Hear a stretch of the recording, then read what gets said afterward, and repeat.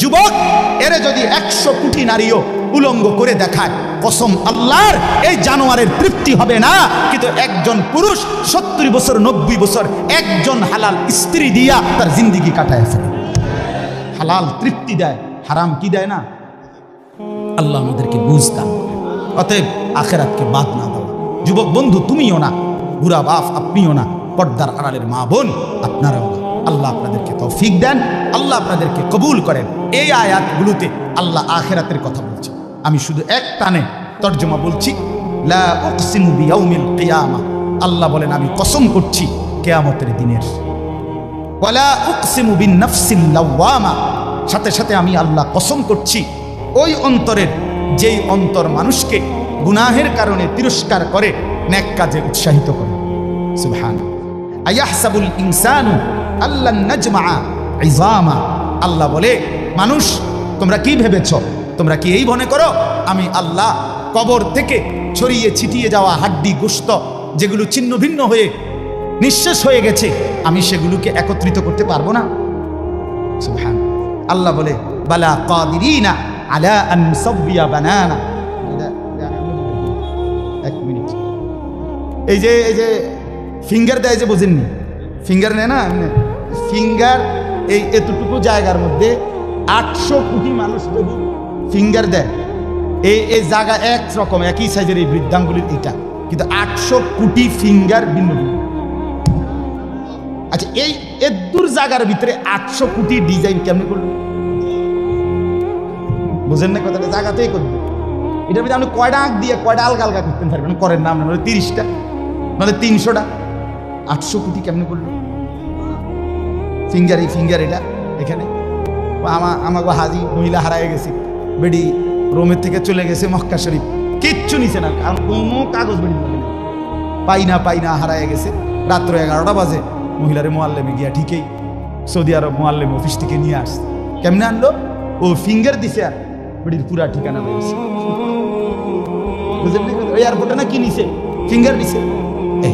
তাইলে আল্লাহ বলেন বান্দা আমি আল্লাহ শুধু হাড্ডি গুড্ডি ফেরত দেব না, ফিঙ্গারও ফেরত দেব। বালা কাদিরিনা আলা আন নুসাব্বিয়া বানানা। এই বানানা অর্থ আঙ্গুলের অগ্রভাগ। আঙ্গুলের অগ্রভাগে যেই দাগগুলো ছিল, ঠিক যারটা যেটা ছিল দুনিয়াতে থাকাকালীন, কিয়ামতের ময়দানে উঠাইবার সময় ওই ফিঙ্গার মিলাইয়া যদি এখানে ফিঙ্গার দিয়ে রাখো, হাসরের মাঠে ফিঙ্গার দিল, এক ফিঙ্গার আসবে। বালা কাদিরিনা আলা আন নুসাব্বিয়া বানানা, এমন জিনিস বাল ইউরিদুল ইনসানু লিয়াফজুরা আমামা। আল্লাহ বলে অথচ মানুষ সে বর্তমানকে তো অস্বীকার করে করে আর সামনের ভবিষ্যৎ নিয়েও আমি আল্লাহর সাথে তর্ক করি। কি করে? ইয়াসআলু আইয়ানা ইয়াউমুল কিয়ামা। অহংকার আর নাফরমানি করতে করতে হুজুরদেরকে, আলেমদেরকে, দিনদারদেরকে ব্যঙ্গ করে জিজ্ঞেস করে কি কোন দিন হইব কিয়ামত? কয় না দি কোন দিন হইব? ফাইদা বারিকাল বাসার, আল্লাহ বলে হবে বান্দা সেদিন কিয়ামত হবে, যেদিন ইসরাফিল ফু দিবে, সেদিন সমস্ত চোখ ধাঁধা লেগে যাবে। আহা কি হল, আহা কি হল। ওয়া খাসাফাল কামার, সব চাঁদটা আলোহীন হয়ে যাবে। জুমিআ আশ-শামসু ওয়াল কামার, সূর্য চন্দ্র এক হয়ে নিষ্প্রভ আলোহীন হয়ে যাবে, সব এলোমেলো হয়ে যাবে। আরে ওই যে একদিন শনিবার যে সকালবেলা ভূমিকম্প হয়েছিল কয়দিন আগে, মনে আসেনি আপনাকে? 9:30টার দিকে আমি চাঁদপুর ছিলাম মাহফিলের কারণে। কুমিল্লা ক্যান্টনমেন্ট তো আমার বাসা, তো ওইখানে এক ব্যবসায়ী ক্যান্টনমেন্টের গুমতি টাওয়ার, বড় টাওয়ার, ব্যবসায়ী আমারে ফোন দিচ্ছে, হুজুর হুজুর হুজুর শুধু দোয়া করেন দোয়া করেন। কি হয়েছে? আমরা সব ব্যবসায়ী বাইরে গেছি। কি হয়েছে ভাই? কয় এখানে আমরা আপনার ভূমিকম্প হয়েছে, সব বাইরে হয়ে গেছে। আমি বললাম না ভাই, দোয়া করে আমার কোনো লাভ নাই, কারণ আমার এনো লড়ে কে কারে দোয়া করে, আমার এনো তো কি হইতেছে, লড়ছে তো আমি আপনার কি দোয়া করতাম? আমি তো দৌড়ের উপরে আছি, ঠিক কিনা বলেন না কেন? হ্যাঁ, আল্লাহ বলেন কিয়ামতের ইসরাফিলের ফু দিলে জমিনের ভূমিকম্প এমন সব নড়বে একসাথে। জুমিআ আশ-শামসু ওয়াল কামার, ইয়াকুলুল ইনসানু ইয়াউমাইদিন আইনাল মাফার। কোটি কোটি মানুষ তখন পাগলের মতো দৌড়তে দৌড়তে বলবে আইনাল মাফার, পালাবো কোথায় ভাই, দাঁড়াবো কোথায়, দাঁড়াবো কোথায়। ওই বেটাও বলবে সব নড়ে, ইনিও বলবে সব নড়ে, যেদিকে দৌড়াই সব নড়ে নড়ে নড়ে, সব নড়ে ভূমিকম্পে, কিয়ামতের ভূমিকম্প। আল্লাহ বলেন কাল্লা লা ওয়াজার, না বান্দা, জমিনে আজ আর কোথাও আশ্রয় নাই, আজ আর ঠাই নাই। ইলা রাব্বিকা ইয়াউমা ইদিনিল মুস্তাকার, আজ শুধুই তোমার রব আল্লাহর কাছে আছে। কার কাছে? ইউনাব্বাউল ইনসানু ইয়াউমা ইদিন বিমা কদ্দামা ওয়া আখার।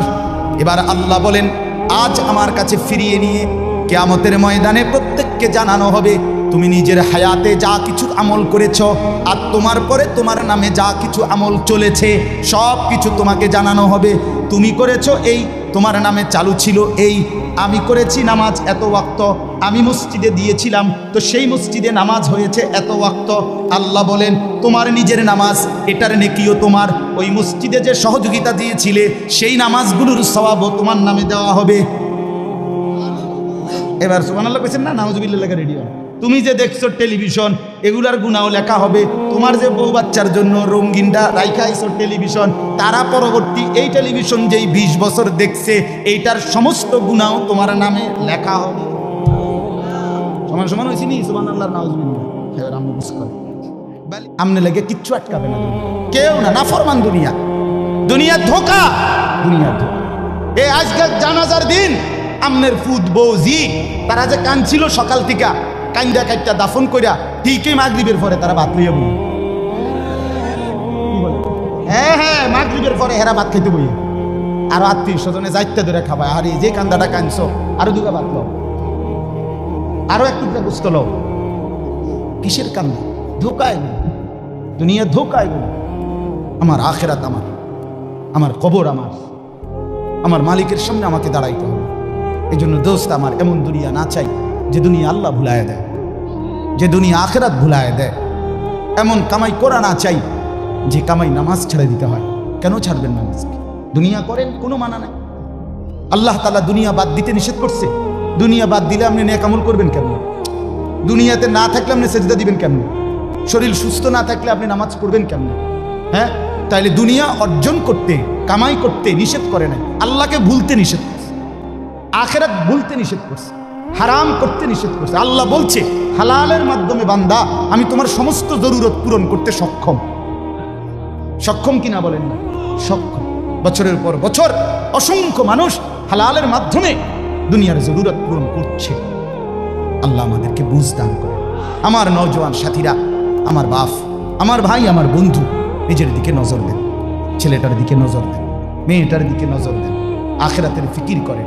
দুনিয়া এই ঘর বাড়ি খাট পালং সোফার মিলাইয়া তার চাইতে বেশি উত্তম হবে আখেরাত মিলা। দুনিয়াও হয়ে যাবে, দুনিয়া থেমে থাকে না, দুনিয়া থেমে থাকে। যাকে আল্লাহ যা বরাদ্দ দিবেন তা দিয়েই দেবেন, তাই এসেই যাবে।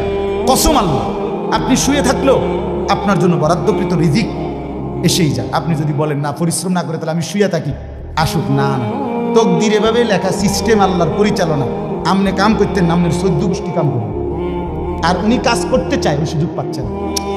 উনি অসুস্থ, উনি প্যারালাইজড, উনি পঙ্গু, তাহলে ওই বেটারে অচল করে দিল যিনি, আমনারে সচল করছে তিনি। কথা বোঝেন নাই আপনি? সহজ হিসাব। আপনি বলে না আচ্ছা আমি ঘুমাই তাই সাই করতে এবার আপনি আপনার বাপও তো ঘুমাই থাকতেন না। আপনার তাকদীরই তো এভাবে, আপনার রিজিকই তো আপনাকে কোথায় নিয়ে যাবে, ওইখানে নিয়ে যাবে। আল্লাহর ফয়সালা ইঞ্চি ইঞ্চি, আল্লাহর ফয়সালা তো হিসাব করে। যে পরিশ্রম করবে সেটাও লেখা, কে পরিশ্রম করবে না সেটাও কি আছে, লেখা আছে। আল্লাহ বুঝদান করে। অতএব খুব বেশি কারাকারি করে লাভ নেই, রিজিক বন্টন করা। রিজিক কি করা? আর রিজকু মাকসুম, একদম বন্টিত হয়ে গেছে। আল্লাহি লান তামুতা নাফসান হাত্তা তাস্তাকমিলা রিজকাহা। আল্লাহর নবী বলেন, আল্লাহর কসম, একটি আত্মা, একটি প্রাণ মৃত্যুবরণ করবে না কোনো আত্মা তার জন্য বরাদ্দকৃত রিজিক পূর্ণ না করে। বাতেই লোকমা না খাইয়া আপনার বাপের ক্ষমতাও নাই, আপনি মরে যাবেন। আর যেটা নাই সেটা আপনি খাইতে পারবেন না। আমি খাইতে বসি ভাত, আমার প্লেটে ভাত নিয়া, আমার বাচ্চা বাহিরে খেলে, 2 বছরের মেয়েটা মাঝে মধ্যে দৌড় দিয়ে আসে, আইসা 1 লোকমা নিয়ে যায়, নিয়ে আবার দৌড় দিয়ে যায়, বাকি ভাত আমি শেষ করছি। তো আমার মালিক যেন বলে, আনিস ওই মাঝখানের এই লোকমাটা তোর মেয়েরই ছিল, আমি তাকে যথাসময়ই নেওয়ার জন্য পাঠাইছি। তুমি যদিও ভাবছিলা পুরা ভাত তোমার, কিন্তু না, মাঝের এক লোকমা তোমার মেয়ের। হ্যাঁ, রিজিক বন্টিত হয়ে আছে, রিজিক বন্টিত হয়ে আছে। ইন্না রাব্বি ইয়াবসুতুর রিজকা লিমান ইয়াশা ওয়া ইয়াকদির।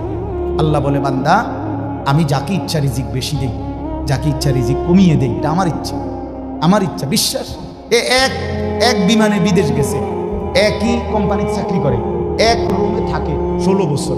আইবার পরে আমার পরিচিত একজনে বাড়ি গাড়ি অনেক কিছু করছে, আরেকজনে 16 বছর পরে আইবার সময় আরেকজনের থেকে ফ্যান হাওলাত করে টিফিন যাইছে। একবার সত্যি নিজে কইছে, কৌজুরি ফ্যানটা আরেকজন তেল লই আইছে। এক রুমে থাকছে, এক রুমে, এক দেশে। এমন হলো কেন? ফায়সালা কোথায়? আরে ফায়সালা কোথায়? এটা বুঝতেই হবে বাপ, এটা বুঝতেই হবে। দুনিয়া নিয়ে কাড়াকাড়ি না, দুনিয়া নিয়ে কাড়াকাড়ি না, দুনিয়া নিয়ে কাড়াকাড়ি না। দুনিয়ায় সেইটা দাওয়াত ও তাবলীগের বিশ্ববিখ্যাত মুরব্বী ছিলেন, আহা সোনার মানুষ ছিলেন, আলোকিত মানুষ ছিলেন হযরত মাওলানা ওমর পালনপুরি রাহমাতুল্লাহি আলাইহি। উনি বলতেন, বাপ মসজিদের ছাদে মনে করেন 500 লিটারের একটা পানির ট্যাঙ্কি, আর নিচে 5টা ট্যাপ অজু করার জন্য দিছে। তো হযরত উদাহরণ দিতেন আর কি, যে 5টা ট্যাপ দিয়ে মানুষ অজু করে, এখন পানি শেষ, অজু করতে করতে পানি কি হয়ে গেছে, আর কয় লিটার শেষ হয়েছে। আচ্ছা, এখন মুসল্লি একটু বেশি দেখা মসজিদ কমিটি বললো যে না, কষ্ট হয় 5টা ট্যাপে উজু করতে, মুসল্লিদের আরো 5টা ট্যাপ লাগান। তো আরো 5টা ট্যাপ লাগাইছে। অন ট্যাপ হয়েছে কয়টা? এখন মুসল্লিরা উজু করে 10টা ট্যাপ দিয়া পানি শেষ হয়েছে। এখন পানি শেষ হয়েছে কয় লিটার? ধরো মিয়া, আগে না 5টা থাকতে না 500 লিটার, এখন 1000 লিটার। কি লেগে 1000 লিটার? কথাটা বুঝছেন কিনা বলে? ওইখানে টাঙ্কি কয় লিটার, এনে ট্যাপ যদি আরো 10টাও বাড়ায়, পানি শেষ হয়েছে কদ্দুর? এই কথা, এটা আপনি যত দাম দেয় বাড়ান, শেষ হইতেন তো একত্র করলে এই 18টি 318 অথবা কি 9 দুগুণে 18।